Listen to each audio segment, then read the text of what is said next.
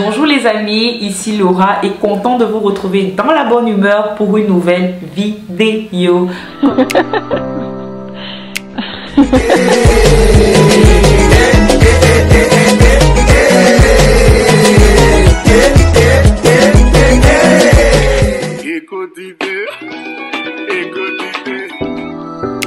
Comment allez-vous? J'espère que vous allez bien. J'ose croire que ça va et que même si ça ne va pas, ça va aller. Because God is able to do. Donc, il faut garder la foi et rester positif. Ce n'est pas une phrase à la va-vite. Je crois en ce que je dis. No matter the situation you are finding yourself in, God can see you through. Can I have a name? Moi, je vais bien. Toujours le sourire aux lèvres. C'est important pour la santé et puis ça permet de maintenir le baby face. Comme ça, quand les chevaux me voient dehors, ils me disent toujours que j'ai 18 ans. Merci à mes anciens abonnés. Merci de continuer à regarder mes vidéos. Ça me touche.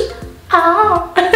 Merci de croire en la vision. Merci d'écrire avec moi l'histoire. Ça me fait vraiment plaisir. Si vous visitez la chaîne pour la première fois, vous êtes les bienvenus. Rejoignez la famille. Et sur cette chaîne, nous parlons de mon expérience de vie à l'étranger. Nous partageons la parole de Dieu. Nous partageons également des messages d'inspiration et bien évidemment des cheveux naturels. Comment est-ce que je pourrais les... Je suis sûre que vous allez aimer le contenu de cette chaîne. Je suis sûre que vous allez aimer le contenu de cette chaîne.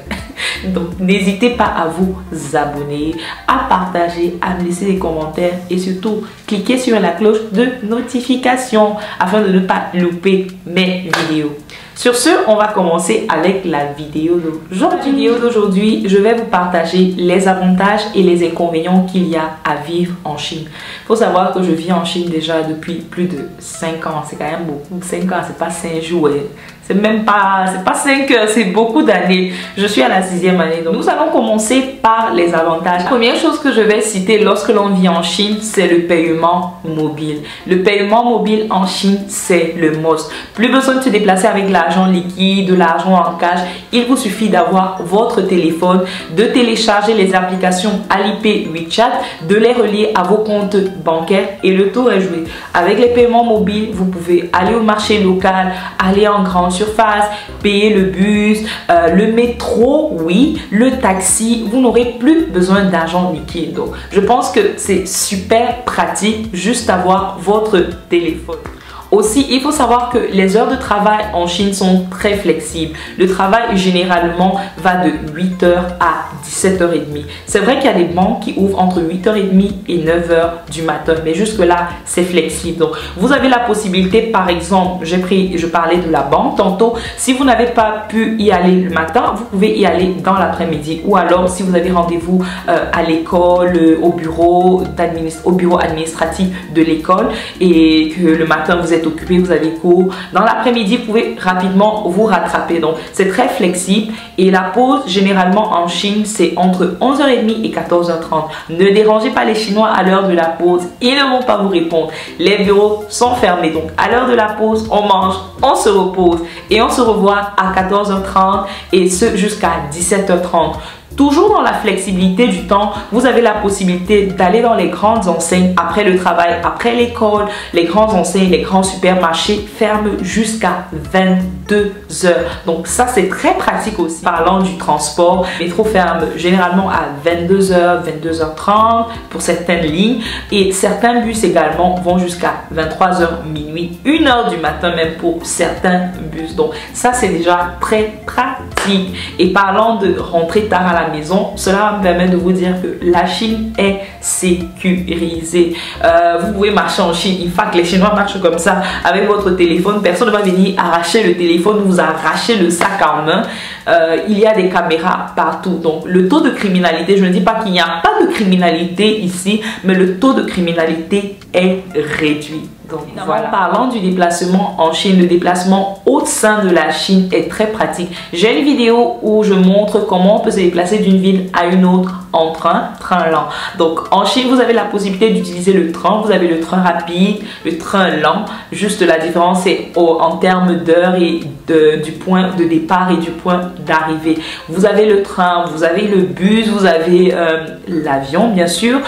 Vous pouvez partir également en voiture. Donc le déplacement dans la Chine est très convenient et aussi les routes sont bonnes. Donc c'est super et pratique de se déplacer dans la Chine. La nourriture en Chine ne coûte pas cher. Donc vous pourrez aller dans le marché local. Si vous êtes quelqu'un qui aime cuisiner à la maison, allez dans le marché local, acheter ce dont vous aurez besoin. Et il y a une chose qui est très bien lorsque vous allez au marché, vous n'avez pas besoin d'acheter en grande quantité. Vous pouvez acheter une tomate, un oignon, une carotte, un petit morceau de viande. C'est comme ça que les Chinois vont voilà, vous préparer juste pour ce moment et partir au marché le jour qui suit. Donc c'est très pratique et puis voilà, c'est un peu économique, je vais le dire, c'est un peu plus économique. Par contre, si vous n'aimez pas cuisiner et que vous préférez aller au restaurant, vous trouverez des restaurants pour toutes les bourses. Et bien évidemment, en Chine, la cantine universitaire reste le must. Si vous vivez en Chine et quel que soit le lieu d'habitation proche de l'université, au dortoir universitaire, à l'extérieur, vous allez toujours avoir à côté de vous une boutique et un parc. Une boutique qui peut vous fournir avec tout ce dont vous avez besoin, disons au milieu de la nuit. Bon, pas au milieu de la nuit, mais si vous êtes rentré tard et vous êtes fatigué, vous ne pouvez pas aller en grande surface, dans un supermarché, bah, vous avez la boutique du coin, vous pouvez avoir votre brosse à dents par exemple, une serviette en coton, etc.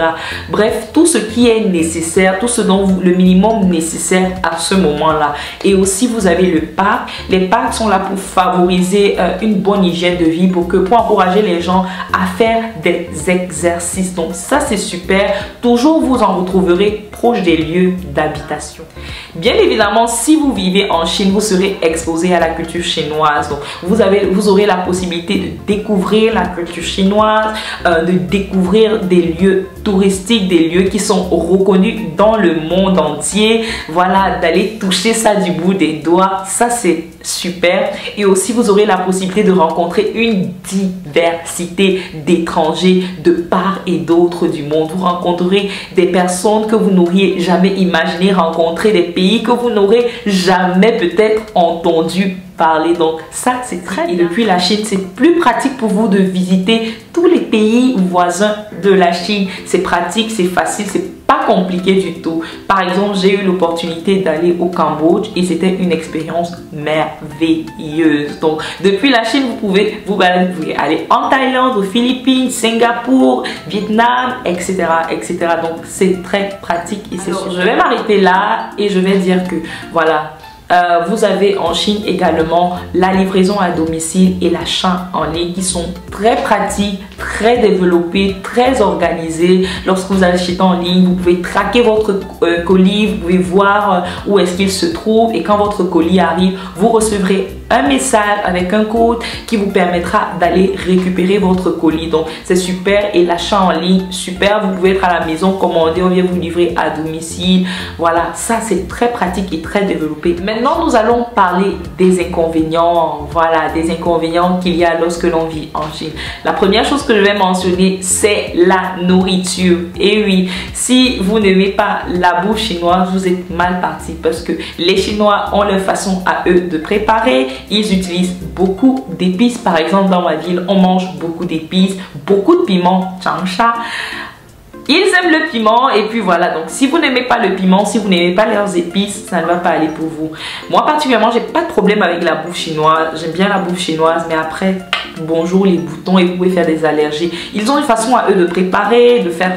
Ils font beaucoup sauter les aliments. Ils utilisent beaucoup d'huile, souvent de la graisse de porc. Et après, nous, on ne réagit pas forcément bien avec. Donc, voilà, vous aurez ce petit problème. Ça, c'est un inconvénient. Et aussi, vous mangerez le riz du 1er janvier au 31 décembre. Le riz en Chine, c'est un incontournable.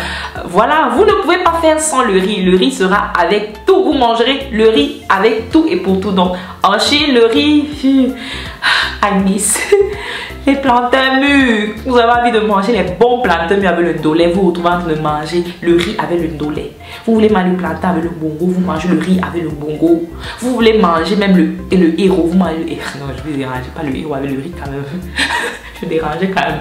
Mais voilà, juste pour vous faire savoir que vous mangerez le riz à toutes les sauces. Toujours parlant de la nourriture, vous aurez un petit problème lorsqu'il s'agit des épices parce que les épices, je l'ai mentionné tout à l'heure, sont un peu fortes et le goût ne ressemble pas vraiment à ce que vous connaissez, au pays en Afrique.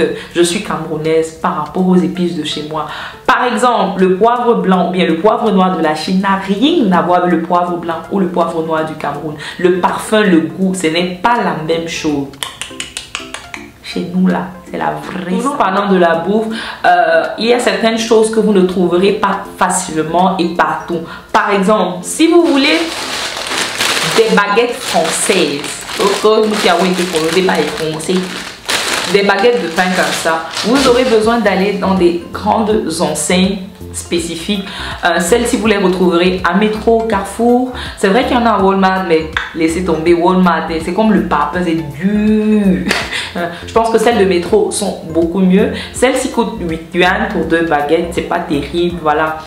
Mais ce n'est pas vraiment le goût des baguettes là de chez nous. Donc, il y a des choses comme ça, les produits laitiers, les gens qui aiment le fromage, la charcuterie, etc. Il faut aller à Métro et ce n'est vraiment pas ça. Et question prix, ça coûte quand même cher, donc c'est vraiment pas pratique du tout. Aussi, si vous avez besoin de vous fournir en crème pour la peau, les cheveux, là c'est un casse-tête chinois pour trouver ce qui va avec la peau africaine, ce que vous avez utilisé chez vous dans votre pays, c'est vraiment compliqué. Donc la plupart du temps on cherche en ligne. Il y a des Chinois qui qui commandent ça à côté, les pays voisins, à la Russie, etc.